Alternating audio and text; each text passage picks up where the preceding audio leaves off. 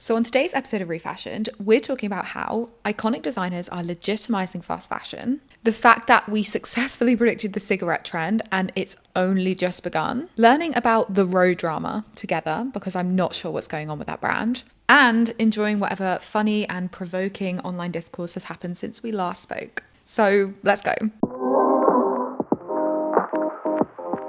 Firstly, if you're new to the channel or the podcast, welcome back to Refashioned. These episodes are dedicated to going through recent fashion discourse and chronically online discussions and just kind of giving a rundown about what I've seen recently since the last episode and getting your guys' thoughts on it. And it's also where I find a lot of inspiration for the deep dive videos I do on my channel. So if you find a particular topic interesting today, make sure to let me know in the comments and it might turn into more of a deep dive discussion. But anyway, make sure to follow along, subscribe on whatever platform you're currently watching or listening to this on.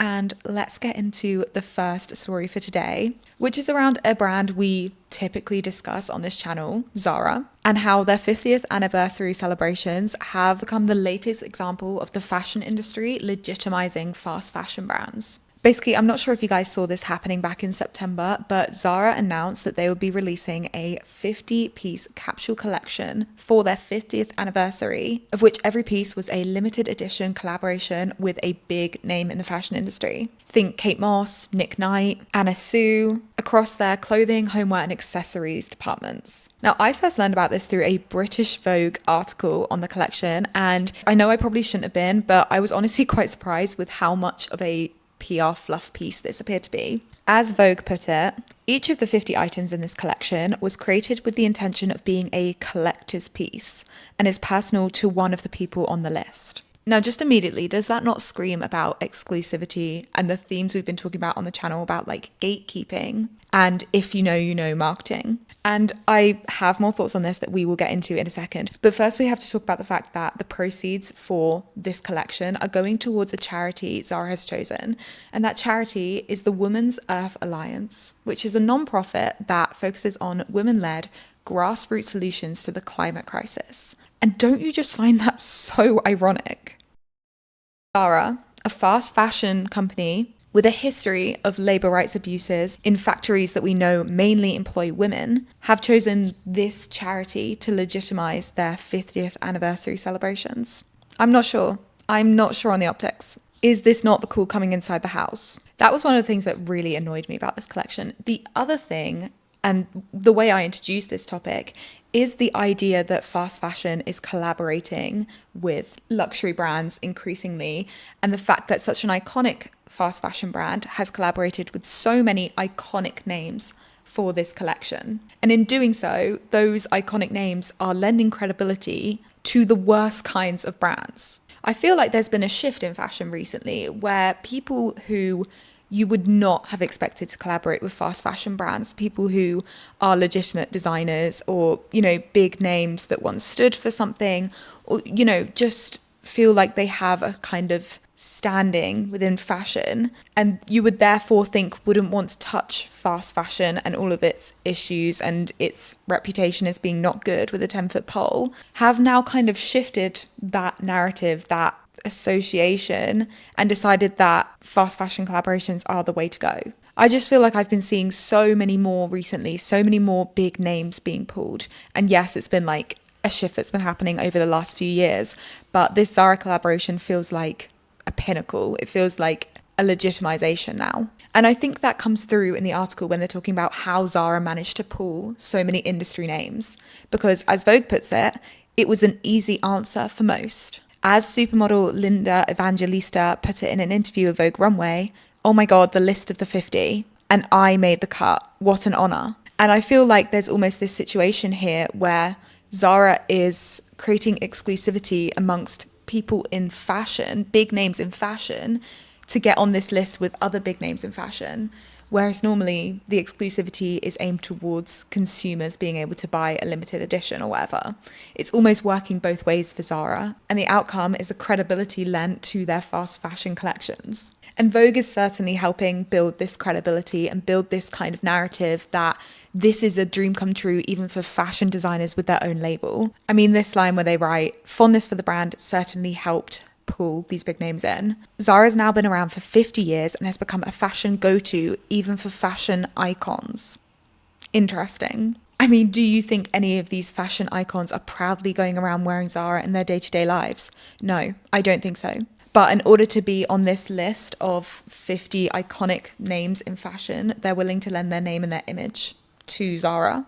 I think it's interesting. I think it also reeks of the desperation happening in the fashion industry right now. I mean, for fast fashion collections in general, the money is almost too good to pass up for a lot of designers who, particularly in the luxury fashion circle and particularly independent designers, might be struggling with the economy and people's approach to luxury right now. I mean, although this collection in particular, its proceeds are donated to charity, so there's not a big buyout for the designer, it does also help introduce them to a wider audience, a younger audience of consumers that potentially starts a relationship between that audience and this designer who's in this big 50 names you should know in fashion iconic collection that then might proceed to sales down the line for the designer. And of course, yeah, the prices for Zara are not exactly what you'd see for a typical designer's collection, but it's almost like a gateway into it. And to be fair, some of these prices are pretty high. They're not like what you would expect walking into Zara. They're not off the cuff purchases. It's £250, 3-figure purchases that kind of require a initial buy-in that might foster a relationship better, if that makes sense. That's kind of, I think, the incentive for the designers to be on this list. Legitimacy amongst their peers, building a younger, bigger audience maybe. But for Zara, the payoff is even bigger. Like I said, I also think that British Vogue is helping build this credibility. And I want to highlight another part of the article where they're asking a question to Anna Sue. Their question, or maybe just leading line, because I do think this is very impartial to ask someone, is, given that vintage and archival pieces can be quite expensive, how do you feel about younger generations now having more accessible ways to own one of your designs? And if that's not straight from a Zara PR person's mouth, then I will eat my socks. Anna replied, I'm so excited about that because I think that maybe this one will really be something that they can embrace and maybe wear even for the next 20 years. And I think that's an interesting answer to give about a Zara piece, regardless of its design. I mean, if we're speaking exclusively about Anna Sue's pieces, I'm sure that people are collecting them for 20 years because of the price, because of the perceived quality. But a Zara piece, do you think anyone is going to be thinking, I'm going to keep this for 20 years, regardless of the designer that designed it? Do we think it will be the same quality as the runway piece and therefore last as long, given that it's designed in Zara's suppliers, not in Anna's? Do we think Zara's own marketing inspires people to keep it 20 years? I think that's a no. Also, it's still going to be Zara's name on the label somewhere. And when it then comes to the resale market, do we think people would be put off paying the perceived value the collector might have for this item if it's a Zara piece, regardless of the designer? I don't know. And I think this is where I want to tie in that if you know, marketing gatekeeping trend that I've been speaking about on the channel, and how fashion is really leaning back into that exclusivity narrative and that fashion girly narrative of being in on what this collection means, who these designers are. And I'm not sure if that's going to pay off or not, because I can see fashion girlies rushing to this collection, but Zara is not really about the fashion girly, it's about mass market, always has been, that's its business model. So yes, we know that Zara is shifting its business model. We've talked about that on the channel a lot too, but this almost feels like a little bit of a risky move for me. For the people buying this collection, does it have the same perceived value as a designer item?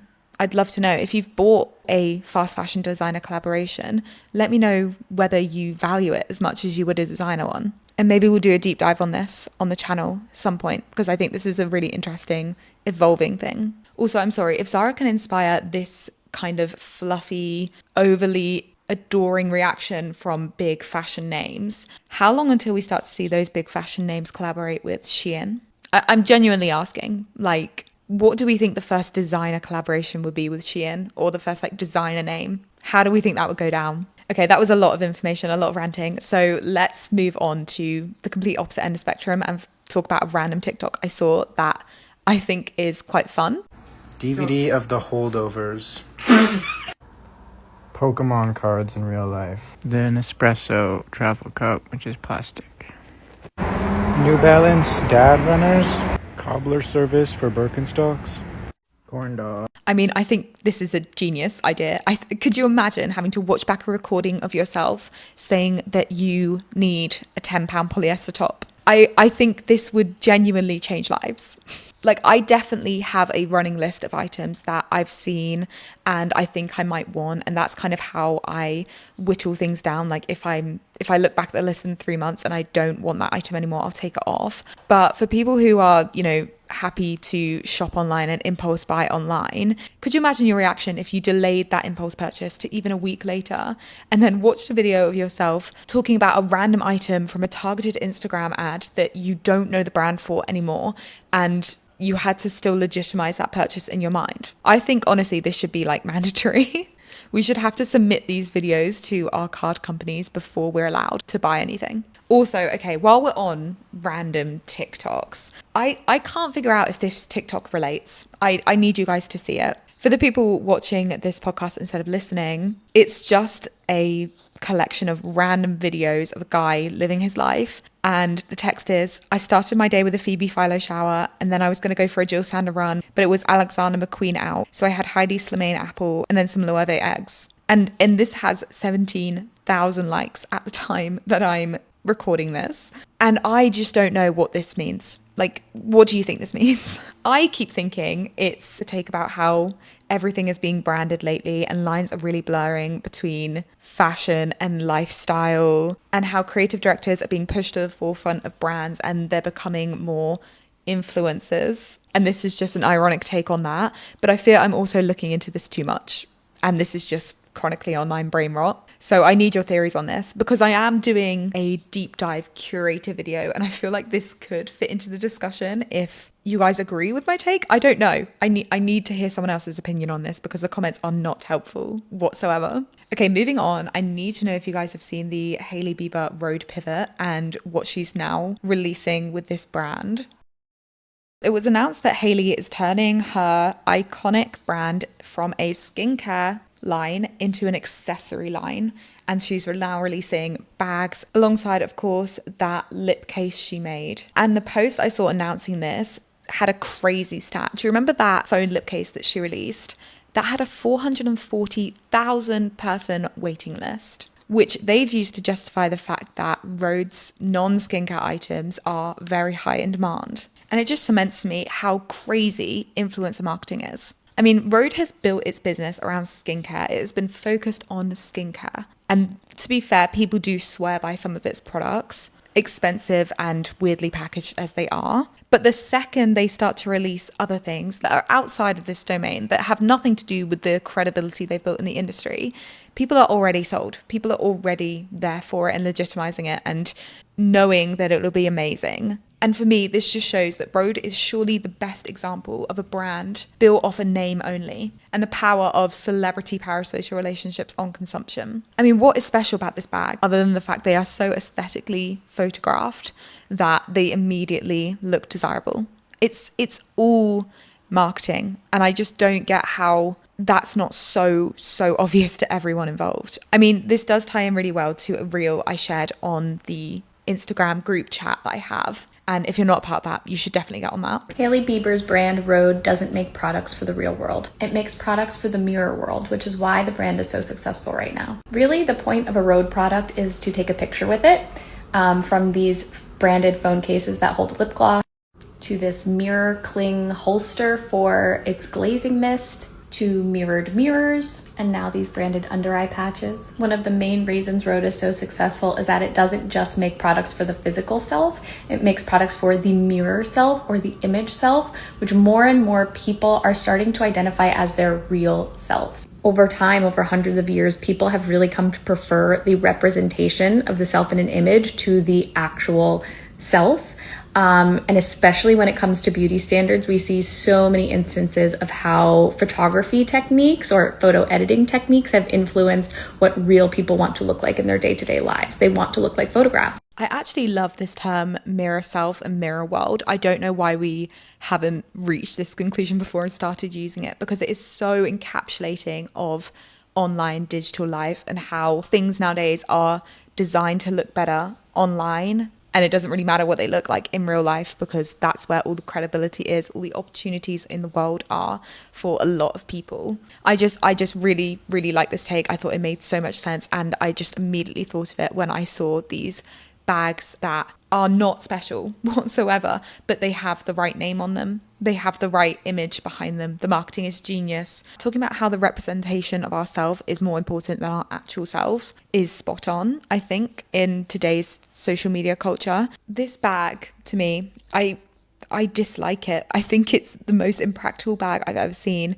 And I don't think any actual fashion person would be caught dead with it. I don't know if that's a controversial take, but I feel like this is for Instagram girlies only who are buying into the name, who are buying into the status of Rhode. I don't think you'd see someone actually cool wearing this. Maybe that's a bad take, but like, would you see Wisdom K wearing this? I don't think so.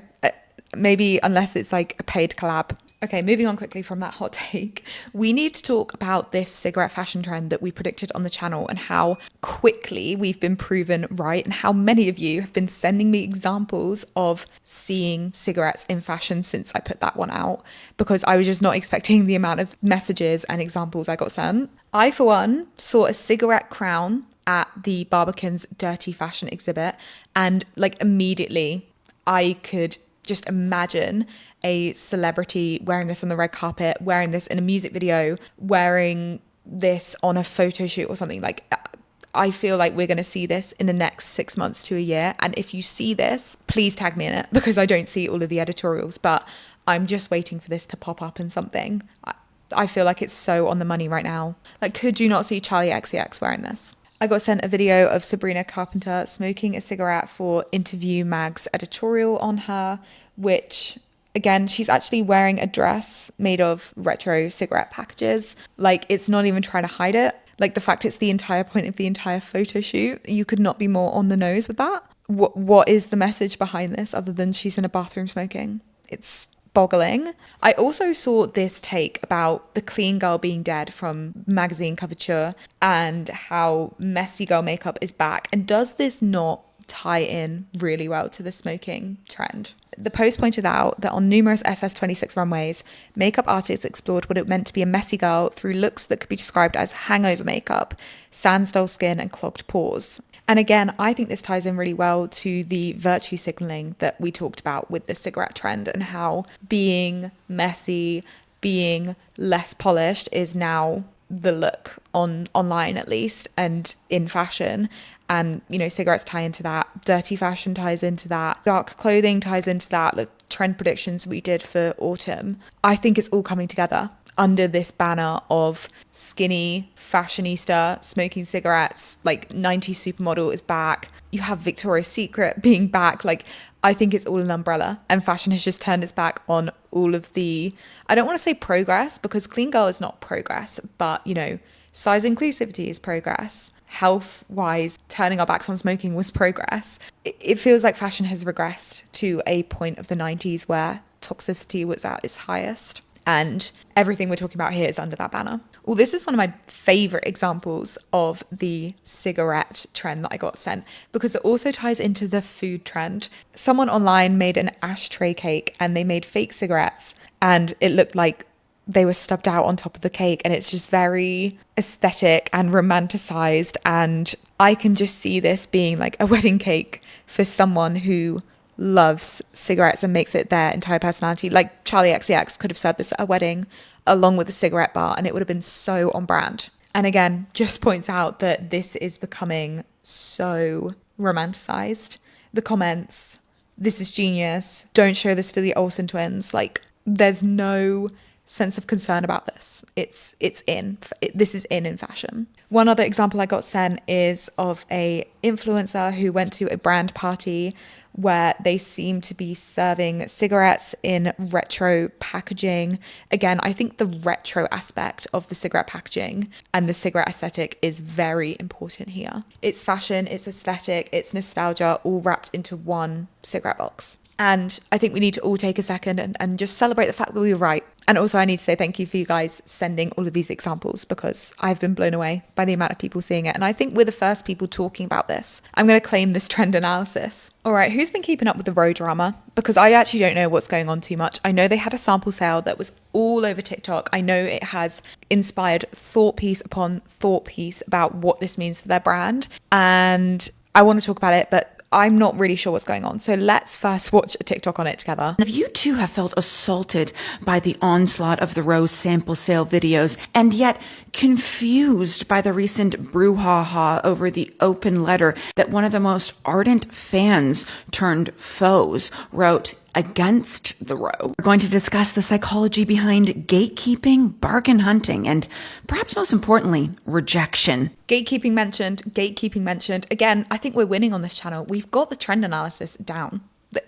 Did we not talk about gatekeeping right at the beginning of the summer as the trend that's going to take over fashion for the next few years? We're on this. We're locked in. Economically speaking, the perception of a deal or a discount will often outweigh better judgment or true value. And for the Row, while this type of content and the exposure of how much excess inventory they have might seem like a PR nightmare, it's actually a win-win for them if you think about it this way. One, they're selling a lot of these items technically for above what they wholesale for a lot of the times, so they're still making a lot of money on these sales. And then two, it allows for them to weed out and very clearly distinguish between their true core customers that they want to focus on, their highest net worth individuals, and the riffraff that are more of their sample sale or occasional customers, not their VICs. And while I apologize if I just offended you by calling you Row riffraff, no, actually, I'm not sorry. Because unless your name is Mary Kate or Ashley Olsen, you shouldn't make somebody else's brand your whole personality. Which brings me to the Row creator, collector extraordinaire, Neelam Gill. Neelam is clearly very upset at what she views as a number of indiscretions by the Row to stunt her getting recognition or access. You love the Row or any other brand for that matter, great. But expecting them to abide by your expectations around decorum and recognition and acknowledgement is just always going to end in tears. If you are an influencer or a client or this newfangled type of content creator who turns being a client into a following, keep in mind the gatekeepers at these brands only care about three things. One, your money. Two, having reputable journalists for on-brand outlets cover them. And then three, working with and being affiliated with the top tier celebrity and talent. Everything else is just gravy. What do we think about this diluting the Row brand? Because that does seem to be the sentiment online, that doing a sample sale for a luxury brand that prides itself on its exclusivity, that has famously rejected even allowing people to photograph their collections on the catwalk to retain this exclusivity, then doing a sample sale for what this creator calls the Row riffraff. What do we think that does to its brand perception and the conversation around exclusivity in 2025? I don't know. I think the general perception has been that this is damaging. Like Brenda hashtag's funny post centered around that is having a boyfriend embarrassing article is pretty funny, but her takeaway seems to be, is doing a sample sale killing your whole brand identity now? It seems to be everyone's agreeing that this was a weird move from the Row. I don't know if I agree. I think yes, to a certain extent it does remove that layer of unattainability that if you know marketing, that as we've said on this channel is pretty big right now. But at the same time, having your brand be elevated to the status online of, people making TikTok saying they're waiting 10 hours to get into a sample sale for you, where they're not guaranteed to get anything, where it's going to be like a fight to the death to find the best pieces. I think that's just brand strengthening in a way. And I think, especially in this economy where fashion is really struggling, is it not a sign that the Row is not concerned about doing both? Do you know what I mean? Is it almost like a status symbol to be like, yeah, we don't care about our brand identity this much. We can cater to big clients and we can cater to small clients, and, we will make the rules. Because I do think the Row is quite a trend-setting brand, and maybe subverting people's expectations is going to pay off in the long run. I don't know. I did see this really funny comment though on that TikTok that we were just watching, which is that obviously the row is meant to be kind of a if you know brand. It's not necessarily got tons of logos on it that you can have to point out to people you're wearing it. But someone commented and talked about that and said like, how do you know someone's wearing the row? It's like, how do you know if someone's vegan? Don't worry, they'll tell you. And I just thought that was funny. I don't know. I think it's always interesting when a conversation about luxury fashion happens on TikTok, because I think like the expectations on an app like this are always skewed towards what is affordable fashion, what people think fashion should cost, that any conversation around luxury just descends immediately into chaos. And I love that chaos. Wrapping this podcast up in a second, because this has been quite a long one. Have you guys seen the Vogue editorial with Timothée Chalamet that looks like a pile of poo? It's Timothée Chalamet supposedly in space, and Lias, the fashion creator that has got quite big recently, his take was what is happening in Vogue. He does not like this cover. I completely agree. I think it is what a 5-year-old would do with Photoshop and the Vogue logo. Like, there's nothing here. The lighting is disgusting. I don't like the fashion direction. The clothes look really, I don't know what that coat is. The wrinkles in it seem really edited. I don't know about that. I mean, I know every Vogue shoot is edited, but like it just looks so wrong. The entire photo shoot collection, I think it's purposefully done like this. I think this is an art direction choice gone wrong, and it's supposed to be like unrealistic, maybe a take on AI. I don't know what the people's thoughts were, but I do think it's interesting. Top comment on this TikTok from Lias is Julia Fox saying, I think it's dumb. About Vogue, I think it's dumb. And after the AI model debate also going on online, Julia Fox's comment does not seem like an exaggeration to me. I think Vogue's reputation online in social media circles has tanked. People for a while have hated the Vogue covers, but I think this is a new low. I'm actually not sure what went into the decision making here. I think it does interesting prove that the fascination fashion has with space right now is alive and kicking, and it's just going to get worse. Like we saw how fashion designers are getting in on spacesuit design. This is another form of that. We've seen so many creative campaigns from brands that focus around space. Space is the new fashion playground. It represents unattainability. It represents status. It represents imagination, maybe fantasy, in a way that things on Earth are shit. Maybe we don't want to buy clothes here, but think about the possibilities of space. Let's tie our clothes into like the possibility of that. I don't know. I think the concept could have been cool, but this is not it. Like, why did we not put Timothy in one of these designer spacesuits? If we're going for the space angle, like that's interesting. That's commentary on what fashion is doing right now. Putting him in like I want to say like divorced fashion dad outfit, standing on top of a galaxy. What is that?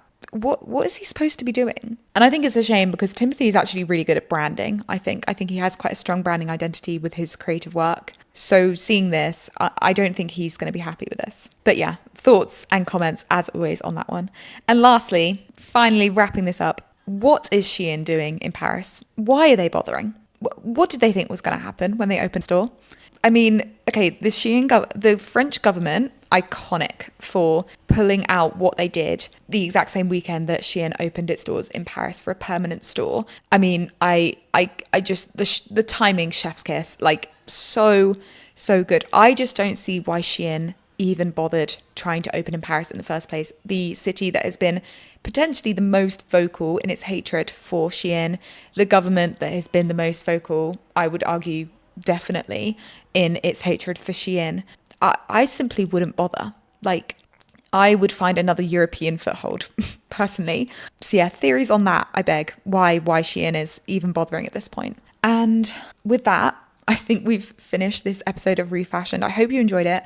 Hope you enjoyed how yappy it can get, because I do love sitting down and talking to you guys like we're on FaceTime. It's my highlight of my month, or however often I do these podcast videos. I love just saving everything I'm seeing and then letting it all out to you guys and getting your thoughts back in return. So please do comment on anything you've heard today, anything you want to share with. And I hope you have the most lovely morning, evening, afternoon, whenever you're listening to this. And we speak to each other soon. Okay, bye everybody.